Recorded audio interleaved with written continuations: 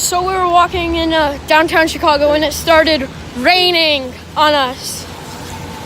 And it's hard as well. It's very hard. Look at how still the water is, but in the rain. Super, like, there's like rocks all over it, and then it's just hard. Very hard climb. But we're under the bridge where the Chicago River is. There are a lot of boats. Well, 1, 2, 3, 4, 5, 6, and then 7 is behind there. 8.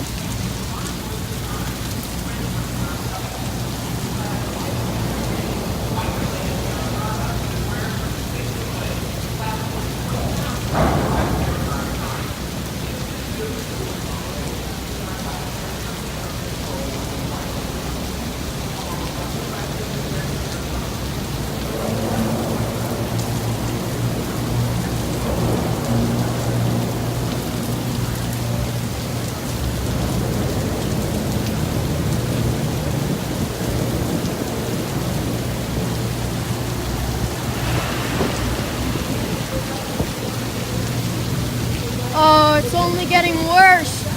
Was that lightning? I kind of wish it was. What?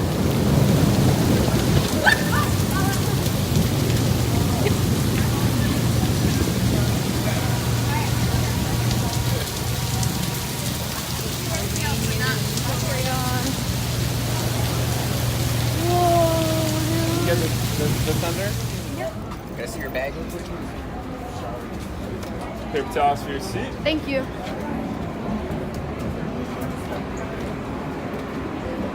Paper towels for your seat.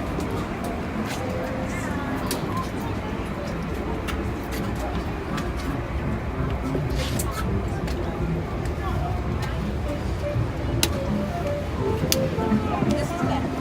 Hi there, I'm Kathy. I'm your guide for today. Welcome.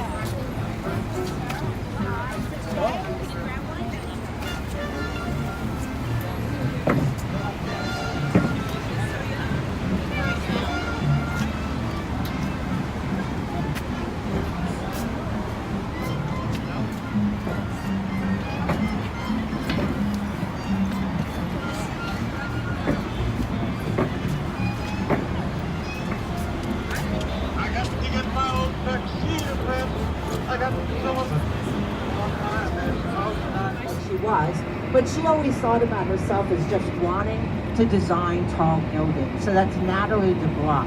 Now, as we go forward, we're going to go under a bridge very shortly. You'll see it in a minute. And the bridge is now named after Jean-Baptiste Pont-du-Sable. It's the DuSable Bridge. You might have known it as a Michigan Avenue Bridge earlier.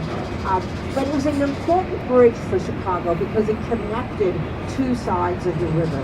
When it was completed in 1921, in 1920 rather, and designed by Edward Bennett, what it did was connect both sides of the river for construction and retail and commercial building. And one of the first buildings that was completed after that bridge is that white building you'll see on your right side. It has a clock tower at the top. That's the Wrigley Building, and it was completed in 1921, designed by Graham Anderson Probst and White. And if you know the Wrigley family because you like to chew gum, that is the Wrigleys who commissioned it. But funny enough, their initial product wasn't chewing gum, it was soap powder.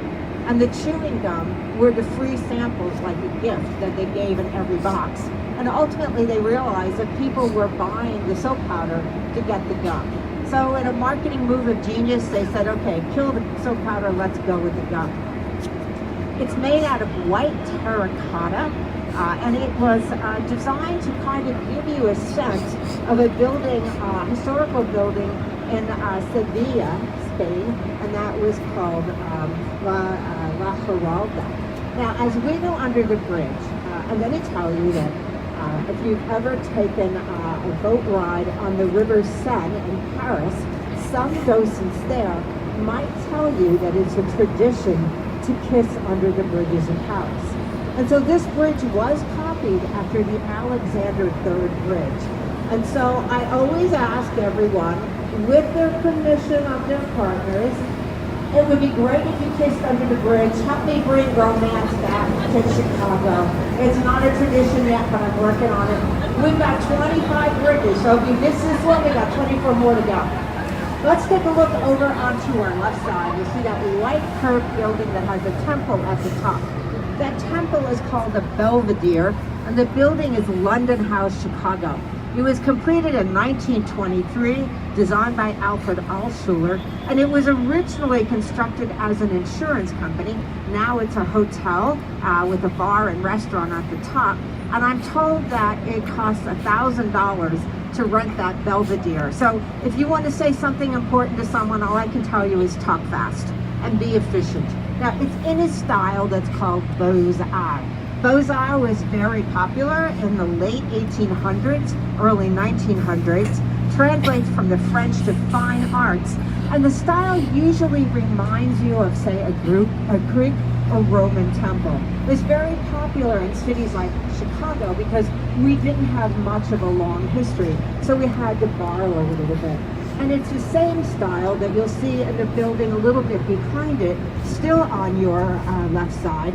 It's the one that has a temple on the top and 4 temples around the corners. This is the jeweler's building, and it was completed in 1926, designed by Jaeger and Dinkelberg. And as you can tell from the name, the clients initially were jewelers, so they had their showrooms up at the top. And the most important feature of this building is that the elevators were so big that if you were a jeweler and you had your showrooms here, you could drive your car into the bottom of the elevator and take that car all the way up to where your office was. Now, what's kind of interesting about this building is that that Belvedere you see at the top was a speakeasy. And a speakeasy is a secret bar, especially during the 1920s when it was illegal to make or sell alcohol in Chicago. And it was called the Stratosphere Lounge. And if you like Broadway musicals, the musical Chicago has a song in it called All That Jazz. And at the very last verse, they talk about in the stratosphere. Well, they're actually talking about that bar not being up in the air. And you can relax, I'm not going to sing it for you, and you'll be so glad that I didn't. Now we're coming up to another style. I want you to keep a look onto your left, and you'll see a building right after this bridge. It's a sort of dark green, and the windows have what look like silver bars sort of running vertically. You can just see that. This is the Leo Burnett building. It was completed in 1989. The architects were Roche and Dinkeloo. Now, this is a style that's called postmodern, and it's the opposite of what I described before as mid-century modern. Postmodern wants to be part of its environment. It's got a little bit of a sense of humor. So if you look at about the 13th floor, you see how the windows come out to a ledge. That ledge is bigger, and it's giving you a reference to the yellow blocky building number 55 right next to it. This is called contextualism. The architect wants to build a context for his or her building and make you think about how it fits into the environment. And we've got a couple of other buildings that do this same sort of trick for the architects. So the first one I'll draw your attention to right after this bridge is a silver building, and it has inset windows. The windows sort of run down the facade of the building. Tall building, inset windows over on your left side. This building is 225 West Wacker, and its design in particular, it was completed in 2014. The architects want those windows to refer to other buildings next to it. The architects were Hundel and Associates, and so that first string of windows is the same height as the silver building with facade elements running down the front, pyramid at the top. You can see how that first one is equal to the pyramid, which is called a pediment. That was a building that was 77 West Wacker, and it was completed by a Spanish architect. Now, right next to the building with the windows inset, when you look at the inset windows, the second group of windows has columns running it. See how those columns are in their inset? Those are the same height as the lower towers of its neighbor. Its neighbor is LaSalle Wacker Building, completed in 1930, designed by Graham Anderson, Probst and White. So again, the architect is building a context. He's making a nod to other architects. The building that you see with the lower towers, LaSalle Wacker Building, some people think it looks sort of like an armchair, right? You've got the higher tower set back, and then you've got those two lower towers, sort of like the arms of the chair. That was the architect's answer to a problem that was posed by a 1923 ordinance in Chicago that required a certain amount of distance from the sidewalk and the height of the building. And so that was to protect both light and air. Remember, we didn't have air conditioning then, and we weren't using fluorescent light. So the way architects got around that was to set the taller building further back and have those two arms closer. Now we've been looking up, but if you look along at iVision, you can see the famous Chicago Riverwalk. It's a little quiet this morning because of the rain. If you were here over the weekend or later on, you'd know how busy it is. It consists of 7 different spaces. The first one was completed in 2005, and it was a memorial to Illinois residents who had died in the Vietnam War. The overseeing architect is Carol Ross Barney.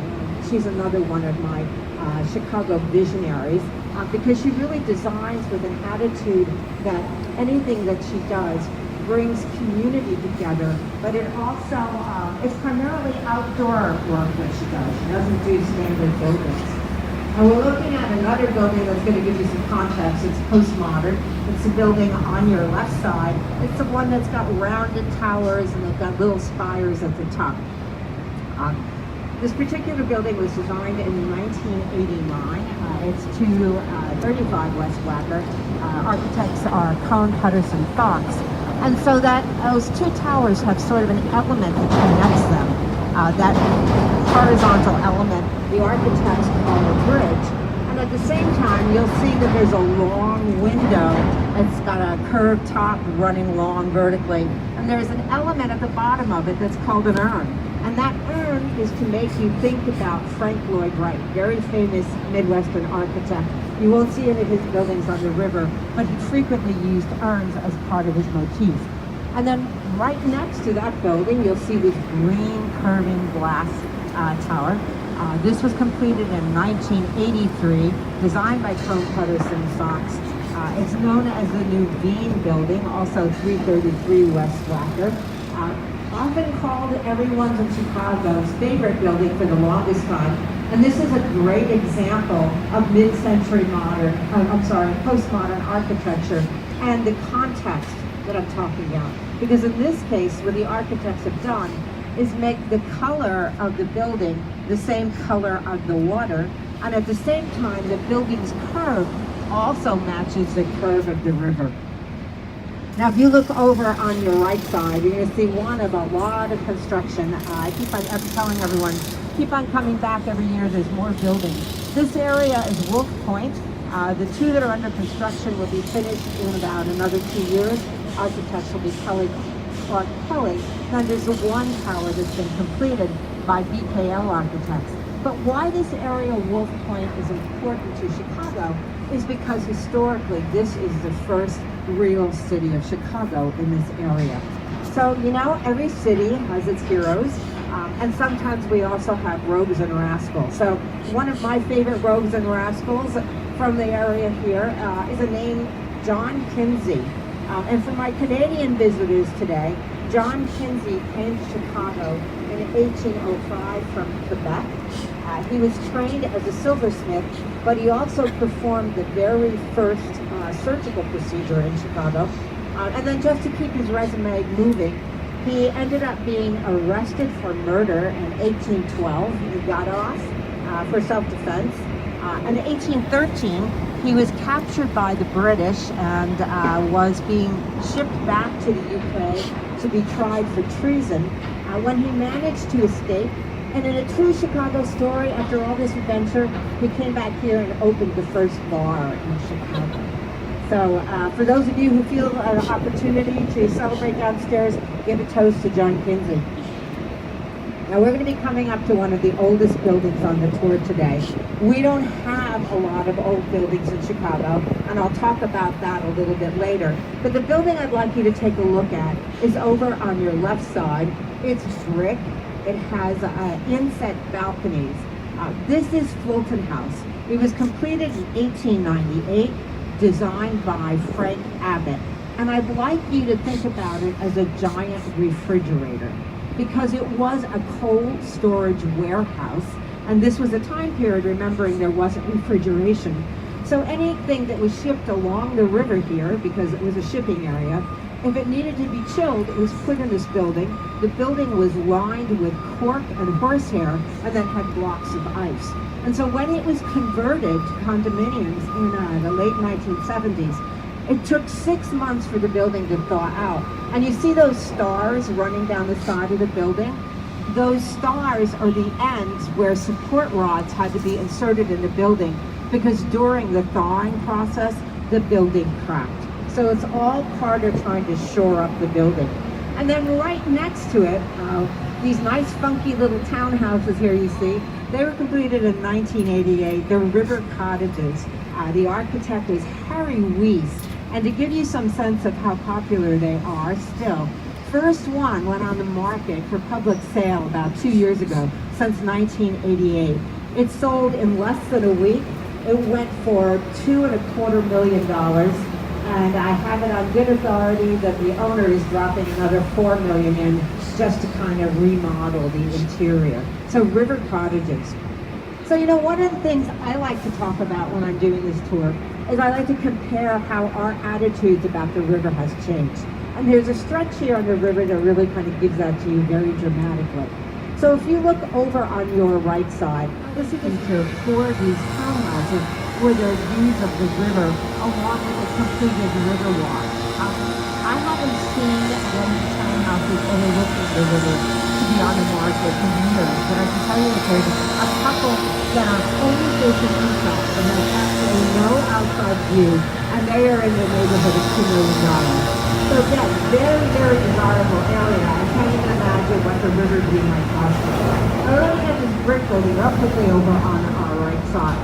And one of the things you can tell, you'll see some of these buildings, this was completed in 1910. Architect was Nimmons and Fellows. And you can see how the balconies are sort of off the building with cables. That's because this was originally a warehouse, so they didn't have a need. It was converted to a condominium at the time that around the 1980s. And it's what's called adaptive reuse. So sometimes we'll take a building, and when it outlives its original function, rather than tearing it down, we're adaptively reusing it for another function. So if you see any of those buildings in around Chicago, you could almost guess, with the balconies hanging off that way, that they were converted and they didn't start that way. Now, one of the things that I always think about as I'm traveling through the river is what is architecture? And I have to tell you, great philosophers have had many discussions over many years. And one philosopher/architect, as early as 1 BC in Rome, determined a couple of things that make up architecture. One is that the structure had to be pleasing to the eye, very subjective, right? But the second one, it had to stay up, it had to be permanently fixed. That's a pretty obvious one, but important. So I want you to look at the building over on the right that has what looks like upside down V's or arrows running out of the front in it. It's white and silver. This is Erie on the Park. It was completed in 2002, designed by Lucien Lagrange. And those arrows that you see are actually part of the support structure. In this case, the architect is showing you how the building stays up, right there in front. And so part of it is it adds interest to the facade, but the other thing is that it also opens the central rooms of the building so that they don't have the support structures inside, they have it outside. The park that it's in is Montgomery Ward Park. Montgomery Ward is a Chicago visionary. He originally came to Chicago and was a door-to-door traveling salesman. And so this was a time period when Chicago didn't really have much people here, and in fact most of the U.S. was rural. So these salesmen would go from place to place with with their sales packet showing people goods. Montgomery Ward had this brilliant idea that instead of doing that, he would send out a mailing and he would show pictures and the hot air from the tunnel itself. The architects claim that it's a total accident, although I'm not sure I believe it, but that bottom arch looks like a mirror. You can see the entire reflection of the river depending on the point that you look at it.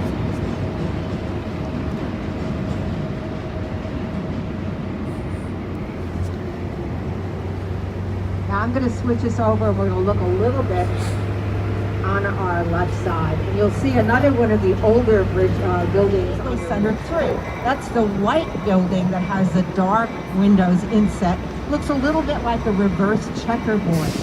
This was completed in 1971. It's still Skidmore, Owings Merrill. It's still Bruce Graham. But in this case, by the 1970s, you're starting to see the influence of postmodernism. And so instead of it, there's a man named James Stepnow. And he is using the postmodern sensibility that I talked about. And in particular, he's using what's called contextualism. So first, take a look at the color of the glass. It's the same color as the river. There's also this little curve in the building. That curve matches the curve of the river. But even more critically, when you look at the glass, you see how your distortions are sort of wavery, the reflection has sort of a distortion to it. That is because every piece of glass is pinched at the corners. So they bolt out just further back, about 1 o'clock position on your right side, and you'll see a building, the main part of the building is green, and it tapers up to a roof that's gold. This is a carbon and carbide building. Completed in 1929, designed by the Burnham brothers. They were the sons of Daniel Burnham. And as I showed you the building when it was first built, and I have to say, the residents weren't all that crazy about the rebirth of what is right behind it, where you see the Ferris wheel, and that is Navy Pier. And you can see the entrance of Navy Pier, there's like 2 brick towers. Those were completed in 1916. The architect was Charles Frost. And this was supposed to be 1 of 2 towers originally in the 1909 Chicago plan, because Daniel Burnham thought that cities should be efficient for business but entertaining for people. So this is 1 of 2 piers. We honestly couldn't figure out what.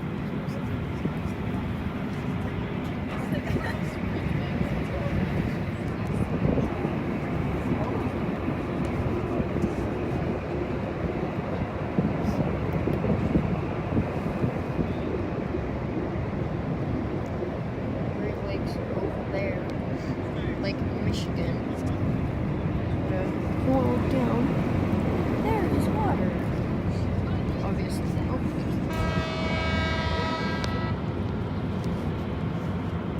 Huh. Some sort of horn. There's a little bucket there.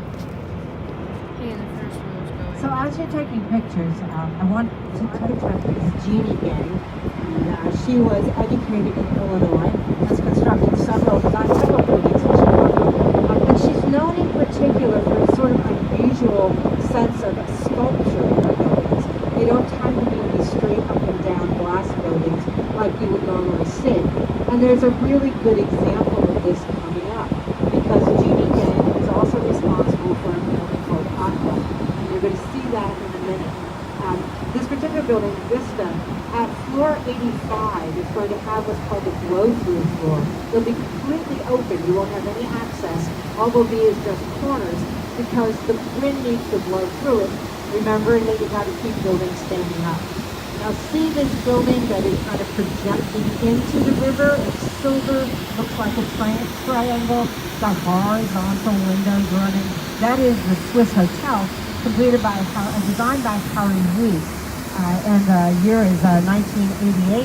He's the same architect. So when I wrap up, I like to think about some specific quotes. I always do this on my quizzes. And in particular, I think about Daniel Burnham and how some of the things that he said relate to how inspired I am by the Chicago skyline. I think about the entrepreneurs, and I think about the visionaries. And so Daniel Merton said, make no small plans, for they have no magic to stir men's blood. Make big plans, aim high, and hope and work. So I hope as you go out your day in Chicago, you aim high and hope and work. I am Kathy, and I am a docent with the Chicago Architecture Center. I'm a volunteer. I don't get paid. I do not take tips. I do this for love. So if you had a good time, best tip is go on whatever social media you use, give us and me a shout out on TripAdvisor, whatever. I hope you have a wonderful day in Chicago. I will be the first one off, and I'll be out there to answer any questions. So enjoy your time here, and thank you for bringing us good weather. Good job. Thank you all.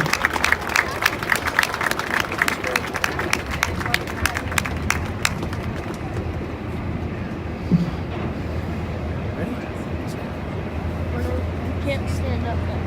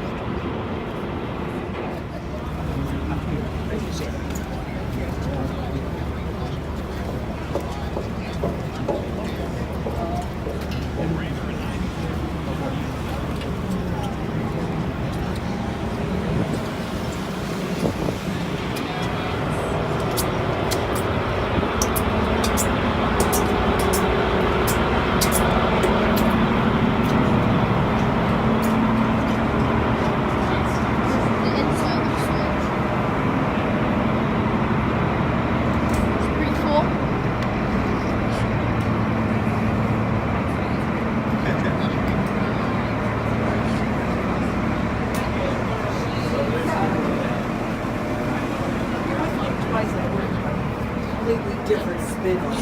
Well, yeah, that just shows the different personalities would be different.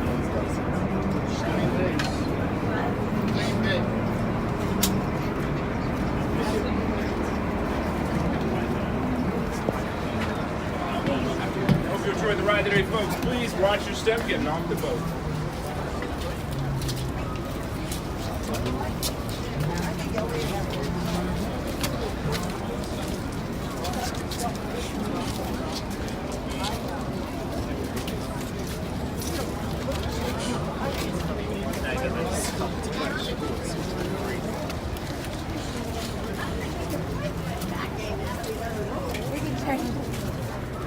Enjoy the ride today. Please watch your step getting off the boat.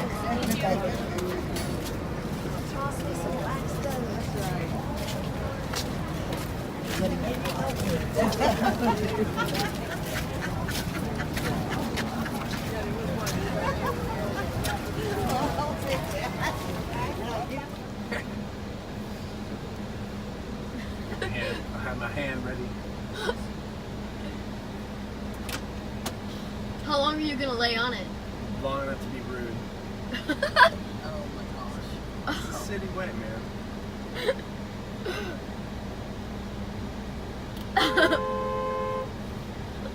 Oh, no, that's not long enough. I thought you were gonna go like 2 or 3 seconds. 4 cars. Good job. You gotta do the 4 cars. I thought you were gonna go 2 or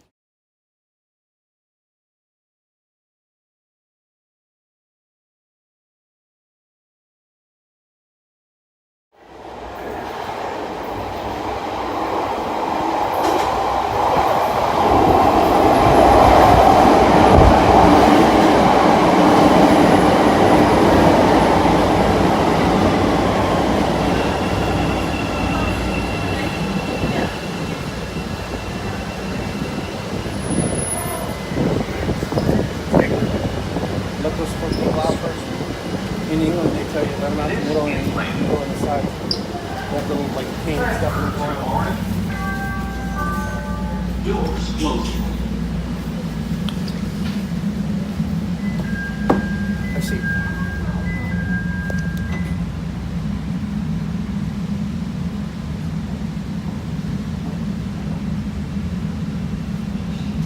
Monroe is next.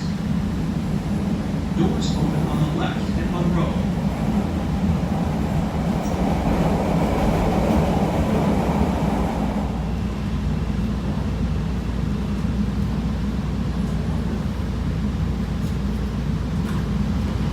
This is Monroe. Doors closing.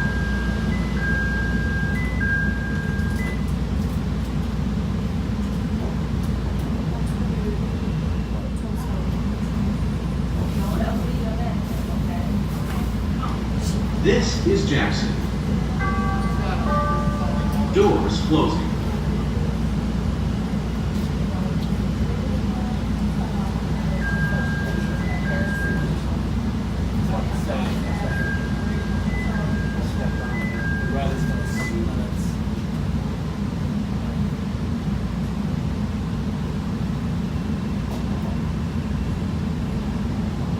Harrison is next.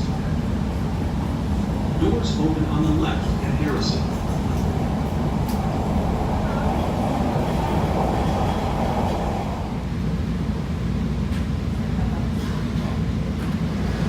This is Harrison.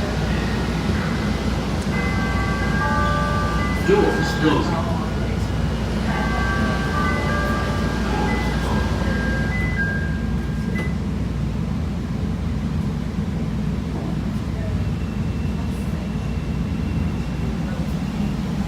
Roosevelt is next.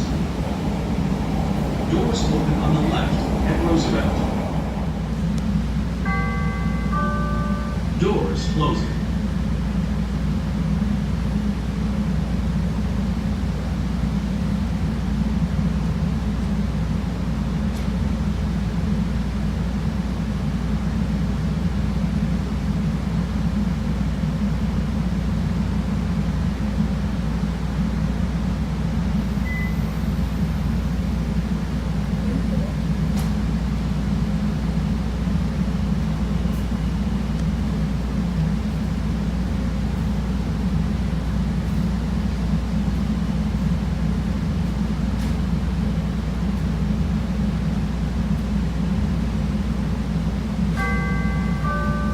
Doors closing. Tired of walking. Yeah, she is. I asked her why she wasn't going anywhere. What she said? How did you put a white castle right there? Look. See it?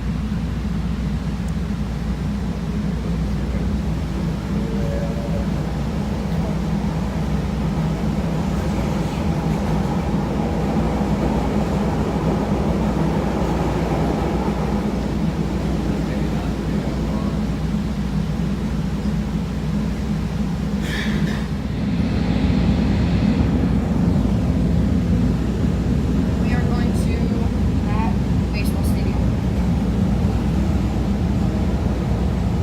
Right?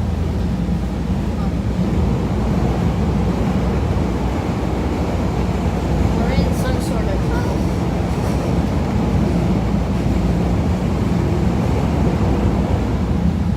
That baseball stadium? I don't think it is. Whoa. I nearly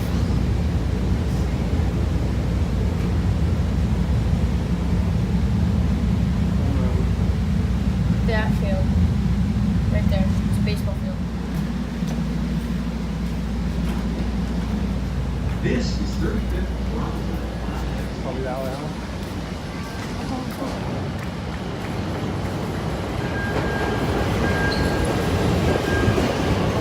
That one's pulling in.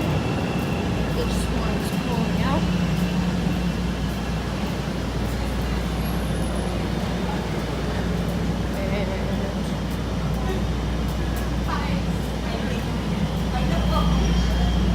There that one goes.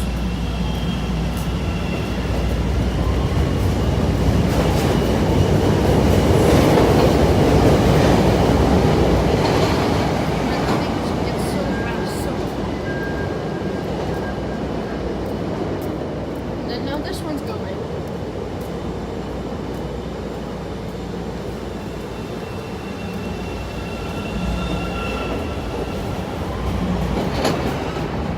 I'll tell you one of the things we were watching yesterday. We were at Wrigley yesterday too. I was in Chicago a bunch of times, but never Wrigley. They're always out of town, it's winter or whatever. And you have but it'll be that way. It's nice to invite everyone. Two oats.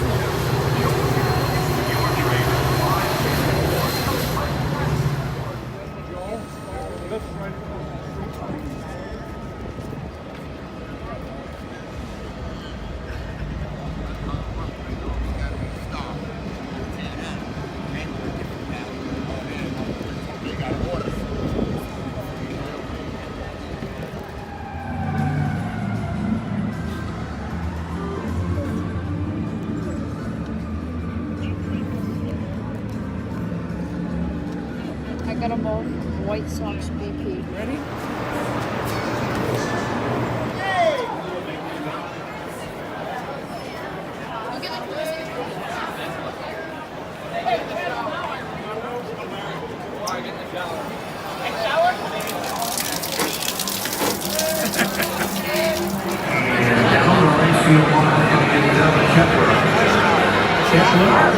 They bang into each other.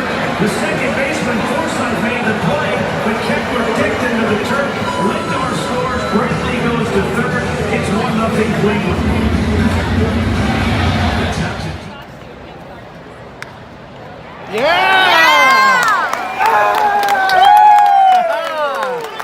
Something to cheer about. Shake them out, shake them out. That was That was close. He's thrown 2 and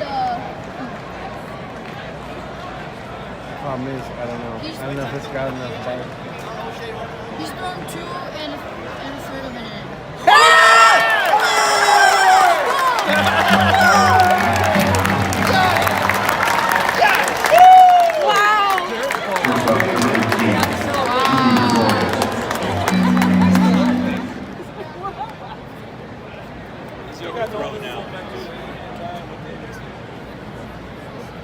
He's not a regular pitcher. No, he's a baseball player. So that's why he's not fat. Basically. I don't think. Uh-oh. Oh, wait. Uh-oh. His ERA is still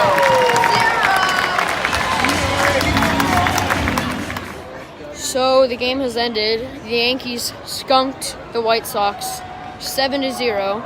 And it's... And they're about to roll the tarp on the field, so I'll get a video of that.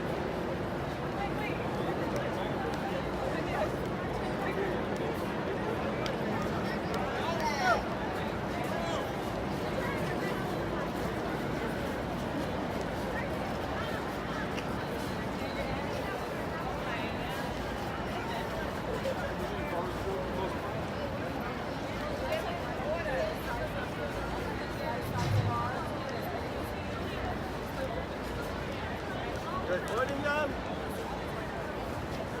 Recording them?